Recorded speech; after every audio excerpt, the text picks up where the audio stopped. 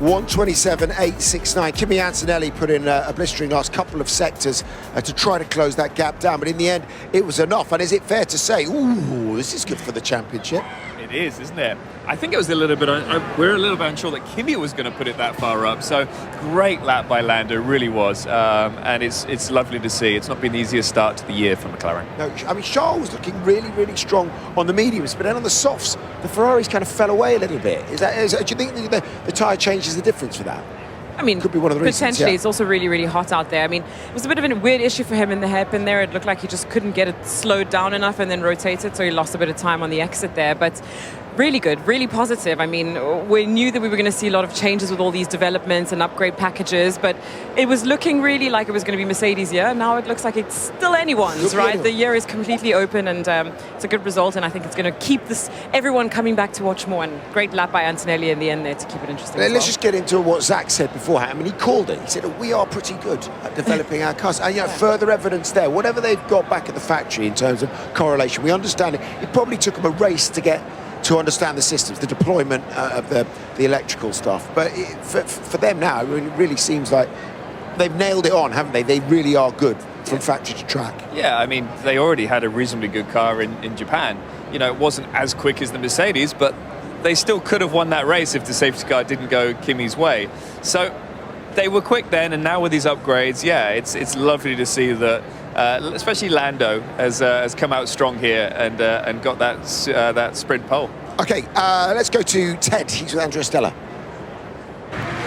Well, Andrea, that is what they call a turn up for the books. I know it's early in the weekend, lots of stages to go through, but that must be incredibly it must make you and everyone in the team quite happy, that.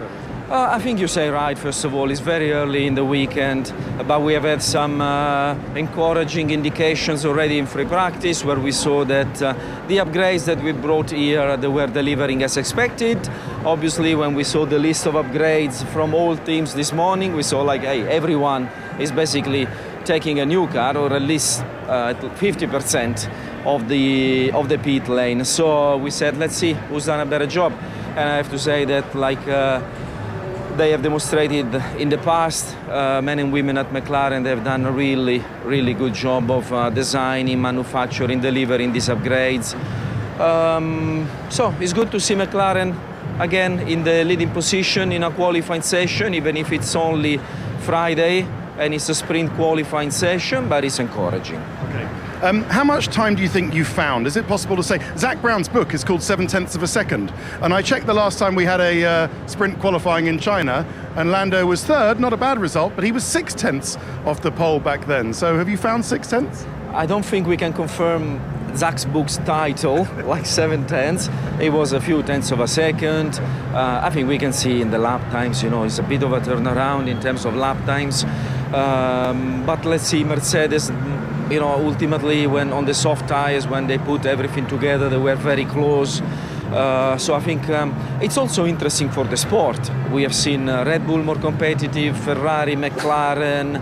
I think that's good. We should have good racing here in Miami, and hopefully good racing in the following races. But what's important is that McLaren is there, and we can have a very interesting competition. Great stuff. Thank you very much, Andrea. We'll see you for the sprint tomorrow. Okay, right, let's get straight to George Russell. Issues with grip and a little bit of deployment, we understand. Here he is talking to Rachel. Hey George, it just felt like you guys were just generally a little bit off today. Can you just talk me through FP1 and your kind of feelings after not quite making it through to the front row today? Yeah, I mean, pretty surprising how big a jump McLaren and Ferrari have made, so that's pretty damn impressive. We knew they'd probably close the gap, but they've been quicker than us. My side, I've been struggling today. Miami's not a track that I love, to be honest, especially these hotter conditions. But it's only sprint qualifying, so let's see what tomorrow brings. What were the key struggles today? What kind of was the feel? Where were you feeling like you were kind of missing something? I was just overheating my tyres a lot in that twisty section in the middle. I was struggling to get the right balance with the car. So yeah, not much more to say than that really. As I said, just being quite surprised by the progress of the others. But another day tomorrow. And do you think it would take a lot to take the fight to them tomorrow? I don't know. I'm not in a great starting position. Sprint races generally don't offer that much, but obviously, you know, China was a bit more interesting this year, which gives an opportunity to have a bit of a race. So, yeah, I want to get off the line, hopefully don't lose any more positions, and see what we can do. Best luck tomorrow. Apologies to Rachel. That obviously wasn't Rachel. That was Lawrence Barretto asking the questions. I think what will bother him most is that he was 4/10 off his teammate, though. Yeah, I'm sure he would not have liked that. But I guess what's even more concerning for him is he doesn't seem to be getting the most out of the car. He doesn't have that confidence because he doesn't have the balance that he needs. And, you know, even though this is not a street circuit, it sort of feels like one when you're out there. The walls are very nearby and you can't push yourself to your limit if you're not feeling like the car's going to do what you want it to do. And to look across the garage and see that your much younger teammate, who's much less experienced, is able to just extract so much. I mean, that comparison that Karun showed us with him and Norris, it almost looked like he had a cleaner lap than Norris did out there, actually. So he just extracted everything out of the car in this session. So. We talked about, we know that their big upgrade package, by the way, in case you weren't watching earlier, comes in Montreal in 2 weeks' time. They've given them, so they're kind of out of sync with the other two that are challenging them most closely. When we see that, you know, who knows? But at the same time, they've just been off it slightly this weekend from the start. I mean, they were fighting fires, weren't they, with Kimi's car at the end of practice, but also George had something up with it. Yeah, we all have bogey tracks, you know, as drivers, but it's surprising how far he is off of Kimi in qualifying there. So he's a bit downbeat, but, you know, this is one race weekend, but he's just got to maximise what he can do with the car in the championship fight. But no, McLaren looks quick, really quick. The Ferraris dropped away a little bit in SQ3, which is quite surprising. But it's great for us seeing all this action and different people at the front in every session. 100%. We'll come back to Ferrari, but let's focus on Max Verstappen for the moment. This time, it's definitely Rachel. Hi, Max. It looks like you've made a big step with the car. I know it's not where you want to be yet, but does it feel like you've made a big step coming here? It feels more together. Of course, there's still things that we are working on, but it's been a really positive step for us. You know, last 2 races we were like over a second behind. I would say we have almost half that gap now, so that's positive. We're still very weak in the first sector, which is mainly high speed, so we know that we need to work on that. But yeah, the rest seemed all a bit more together, so a bit happier with that. At least it seems like we have cleared a little bit the midfield, let's say that.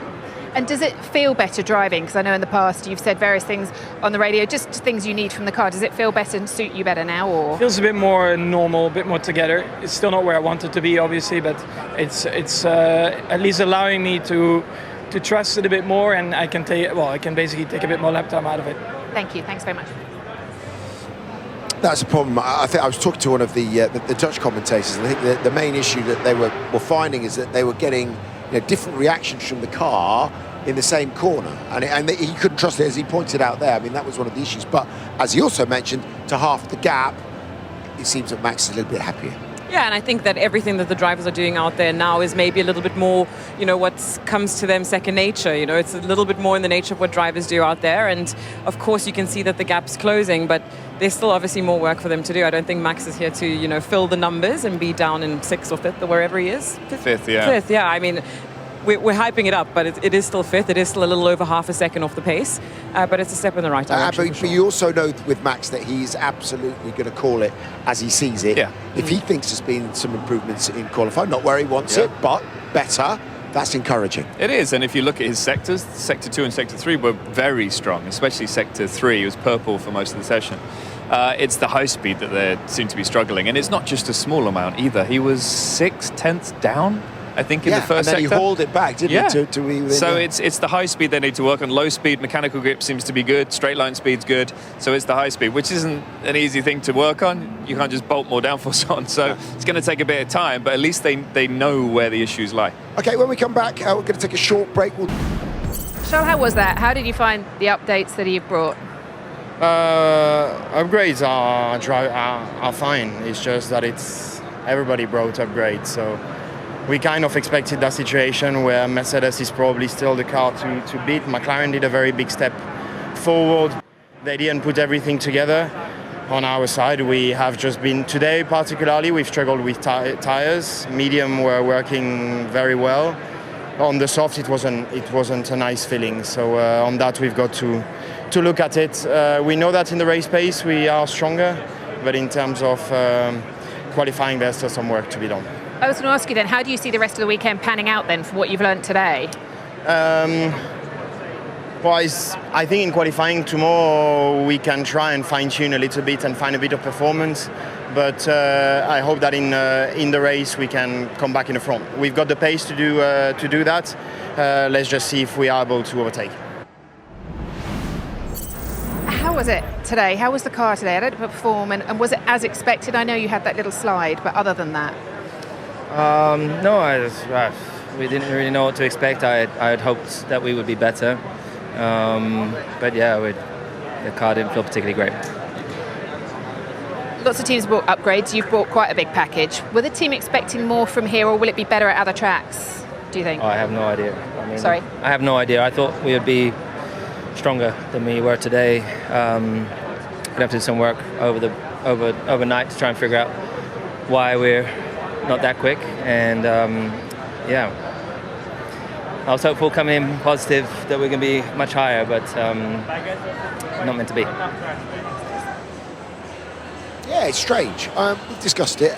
We talked about the fall away for the soft, but if you look ahead to tomorrow, we know they're amazing off the line, and we know they're decent on the medium. So they've got a lot to look forward to. They could easily win this, couldn't they, from where they are?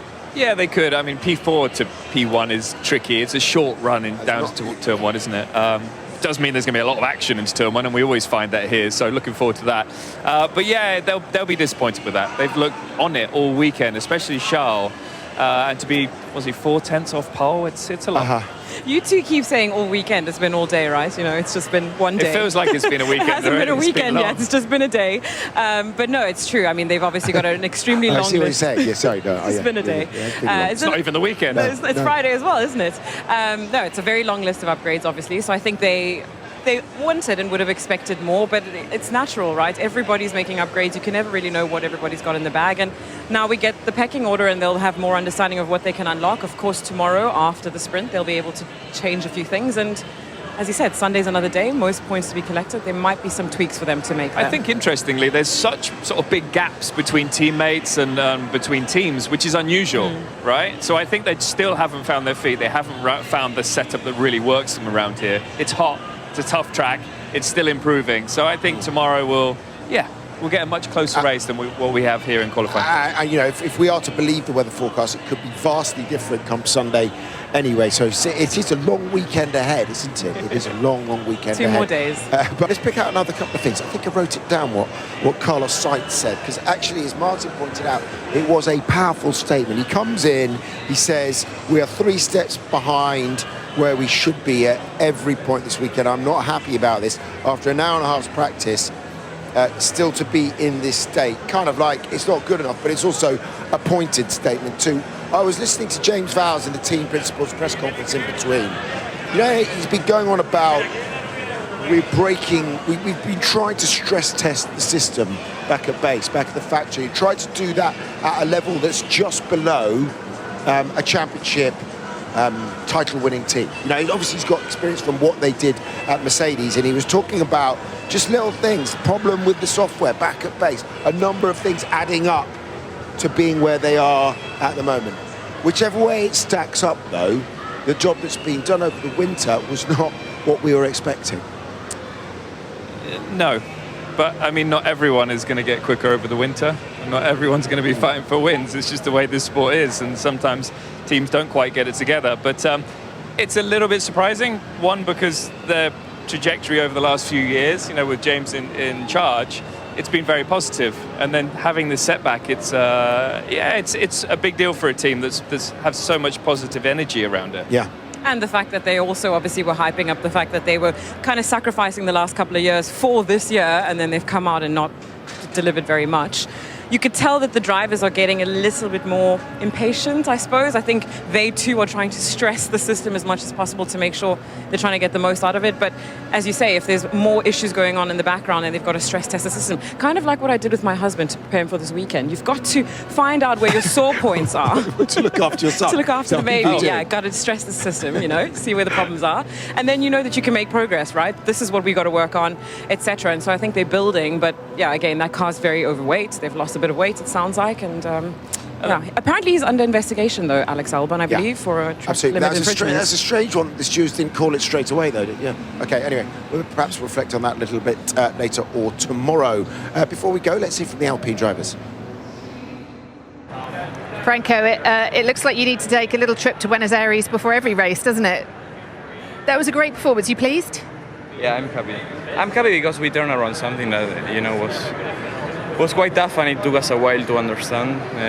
And I think we are finally kind of getting in the rhythm and understanding some of the pace that we lacked. And yeah, doing good laps all day in a track that I know in a spring weekend that is more difficult. And yeah, just all very positive today. I think it's been a good break for us to kind of reset and go again and understand where we need to work. And we worked, I think, really well on the right directions. And yeah, I'm pleased with the performance today, but of course, just the start of the weekend and more to come tomorrow. Did you get enough information in first practice to know what sort of race pace you can expect and whether you can hold those positions or even move forward? We'll try. I think pace is looking strong. Compared to the midfield cars, we are good, and even compared to the Red Bull of Isaac, we are competitive. We're on used tires at the end, and we were quicker than him. So it's looking strong. I think the weekend here with all the low speed corners is looking much more positive than Suzuka for me, and I'm very happy for that. Hey Pierre, well, you've made a bit of a habit of kind of getting into the top 10 in quali. How do you feel about where you ended up today? Yeah, unfortunately not really good because it's been very difficult since this morning. We're seeing something it's not quite working on my side, and I'm having a lot of wheel spin, and unfortunately we didn't really have enough time to get to the bottom of it, but yeah, hasn't felt good.